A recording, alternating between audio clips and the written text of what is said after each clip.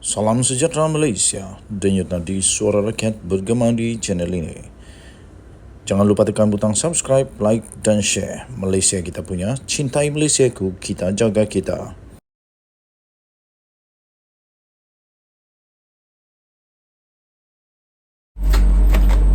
Salam sejahtera Malaysia, denyut nadi suara rakyat bergema di channel ini. Akaun Bersatu yang diketahui oleh seluruh dunia sudah dibekukan kerana sedang disiasat oleh SPRM berikutan rasuah kepada pemimpin-pemimpin Bersatu. Ada beberapa bos daripada Bersatu yang sudah pun didakwa, bukan hanya spekulasi, tapi sudah pun didakwa dan terpaksa akaun mereka juga dibekukan. Kerana itu pening kepala lah pemimpin Bersatu sekarang macam mana nak menghadapi pilihan raya negeri PRN ini yang akan datang ini tanpa wang untuk berkempen. Terbaru ini ya tuan-tuan dan puan-puan, disahkan SPRM telah membekukan akaun bernilai lebih kurang 3.2 juta ringgit Malaysia. Beberapa akaun bernilai 3.2 juta dibeku. SPRM melengkapkan siasatan dan membuat tuduhan dalam masa yang terdekat. Siapa pula yang kali ini yang bakal dituduh? Dan ini bukan wang yang sedikit, ini berjuta nih, 3.2 juta ringgit Malaysia. Disahkan beberapa akaun maksudnya banyak akaun. Bagaimana mungkin boleh banyak akaun ini boleh terlepas pandang ya. Tapi tak apa, yang penting sekarang kita ada kerajaan di mana yang beberapa kah, berpuluh-puluh kah, banyak kah, sikit kah, akan kantoi juga ya. Sepandai-pandai tupai melompat akhirnya jatuh ke tanah juga. Sebijak-bijak manusia untuk nak sakau wang, nak sakau itu ini, banyaklah yang disakau-sakau, akhirnya akan kalah juga. Kalau tak kalah di dunia, akan kalah di akhirat. Jadi sebelum nak buat perkara benda yang akan mengakibatkan nanti ditanya oleh Tuhan, susah nak jawab, susah. Fikir dulu sebelum buat. Beberapa akaun bank bernilai 3.2 juta ringgit Malaysia telah dibekukan oleh badan paling tinggi dalam siasatan rasuah dalam penguatkuasaan supaya menghapus rasuah di Malaysia ini, iaitu Suruhanjaya Pencegahan Rasuah Malaysia SPRM, untuk tujuan siasatan lanjut. Berhubung kes tuntutan palsu membabitkan dana insentif program penjana kerjaya. Sekali lagi, program ini berlaku ketika Kerajaan Perikatan Nasional, ketika Kerajaan Tan Sri Muhyiddin Yassin sebagai Perdana Menteri.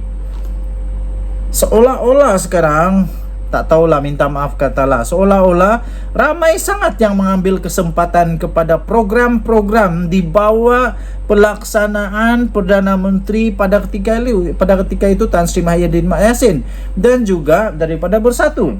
Jadi risau jugalah, kenapa boleh diseleweng dengan mudah? Tidak akan ada pada waktu itu what we say satu mekanisme supaya bukan mudah untuk dapat membuat tuntutan, sehingga tuntutan-tuntutan palsu pun dapat dibuat. Sudah terima wang, tapi sekarang SPRM bijak. SPRM tahu mana yang ada aktiviti, mana yang tak ada aktiviti.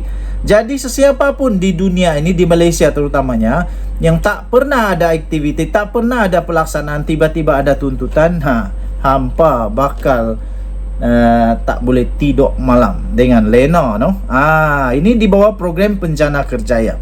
Pembekuan kesemua akaun berkenaan dilakukan selepas SPRM menahan seramai 67, ramainya 67 individu di seluruh negara dalam operasi khas OPHAYA 2.0 sejak Selasa lalu sehinggalah semalam. Satu sumber itu telah mendedahkan kepada utusan Malaysia ada tangkapan terbaru yang telah dilakukan. Okey, tuan-tuan dan puan-puan, saya ingin ucapkan tahniah kepada SPRM, tahniah kepada kerajaan sekarang, dan tak apa, Kadang-kadang bukan juga salah kerajaan, bukan juga salah Muhyiddin Yassin, bukan juga salah Bersatu, bukan. Itu program Pencana Kerjaya itu sepatutnya bagus. Tapi hak tak bagus ni tu ada orang pula hak ni nak ambil kesempatan, depa nak cepat kaya, lepas tu depa buatlah tuntutan palsu, tuntutan hak tak ada, buat apa-apa pun tapi buat tuntutan pula. Hak tu yang buat rosak program tu. Hak tu yang merugikan negara. Terbaik SPRM, teruskan. Kita jumpa lagi. Bye-bye. Salam sejahtera Malaysia terbaru. Baru sebentar tadi kita terima laporan daripada SPRM yang pasti akan membuatkan ramai orang mulai bergagar-gagar lutut. Persoalan pertama ialah, adakah kita akan melihat sekali lagi bekas menteri akan didakwa, bekas menteri kabinet akan didakwa, dan Tan Sri pun akan didakwa. Wow, siapa yang bakal akan kena kali ini? Laporan menyebut SPRM bakal nak panggil bekas menteri dan Tan Sri sekali lagi. SPRM nak panggil bekas menteri dan Tan Sri sekali lagi. Nah, selalunya yang pertama tu, kalau kita lihat kepada Muhammad Yassin dulu, bekas Perdana Menteri, pertama dia bagi keterangan, kedua kalau tak silap bagi keterangan lagi, ketiga akhirnya didakwa. Dua kali pula tu kena dakwa. Adakah bekas menteri dan Tan Sri ini akan didakwa sekali lagi, dan adakah kali ini mereka akan dua-dua didakwa bersama? Suruhanjaya Pencegahan Rasuah Malaysia SPRM dijangka akan memanggil bekas menteri kanan. Bekas menteri kanan, siapa dia? Bekas menteri kanan dan seorang ahli perniagaan bergelar Tan Sri sekali lagi untuk disoal siasat, sekali lagi berhubung dengan dakwaan penyelewengan dana awam lebih 2.3 bilion. What? Sebelum ini hanya berapa juta?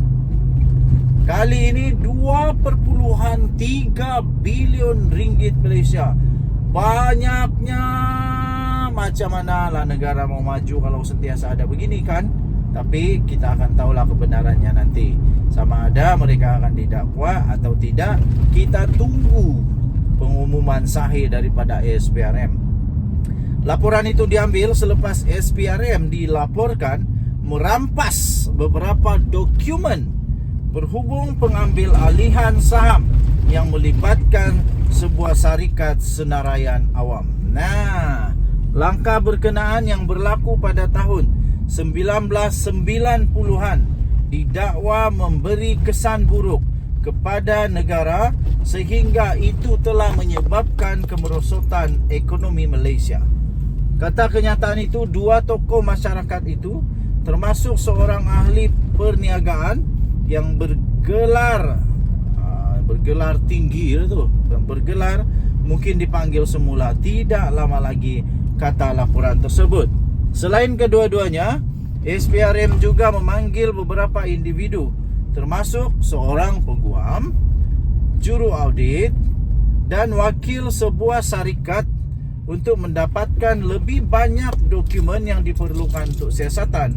Lapor daripada utusan Malaysia yang memetik sumber yang tidak dinamakan. Difahamkan? Dokumen yang dirampas itu termasuk kertas perbankan serta dokumen daripada Suruhanjaya Security dan syarikat pemaju. Laporan sama turut menyebut seorang lagi ahli perniagaan terkemuka juga diminta hadir untuk disoal siasat oleh SPRM. Ketua Pesuruhjaya SPRM Azam Baki dilaporkan mengesahkan perkara itu dan berkata kes itu akan disiasat di bawah Seksyen 23 Akta SPRM, iaitu kesalahan membabitkan salah guna kuasa untuk mendapatkan suapan selain undang-undang anti pengubahan wang haram. 2 hari yang lalu, Bernama telah melaporkan SPRM sedang menyiasat seorang bekas Menteri Kanan dan ahli perniagaan terkemuka bergelar Tan Sri atas dakwaan penyelewengan. Memetik sumber bernama berkata, siasatan itu adalah lanjutan daripada Pandora Papers. Nah, ini kalilah kita akan tengok nanti siapa yang kena. Siapa yang bergelar Tan Sri yang ada dalam Pandora Papers. Ada seorang yang melekat di pikiran saya, tapi nanti kita tunggulah. Siasatan itu tertumpu kepada penjualan saham syarikat tersenarai di Bursa Malaysia, pemilikan aset berharga oleh ahli perniagaan itu, bekas Menteri Kenan serta ahli keluarga yang dianggarkan bernilai berbilion ringgit di dalam dan di luar negara. Okey, terus bersama dengan channel ini saya akan berikan anda perkembangan terkini tentang perkara ini. Apabila sudah ada kenyataan-kenyataan, sama ada didakwa atau dibebaskan atau tiada kes atau sebagainya, kita akan tunggu nanti. Denyut nadi suara rakyat bergema di channel ini. Jangan lupa tekan butang subscribe, like dan share. Malaysia kita punya, cinta Malaysia aku, kita jaga kita. Bye bye.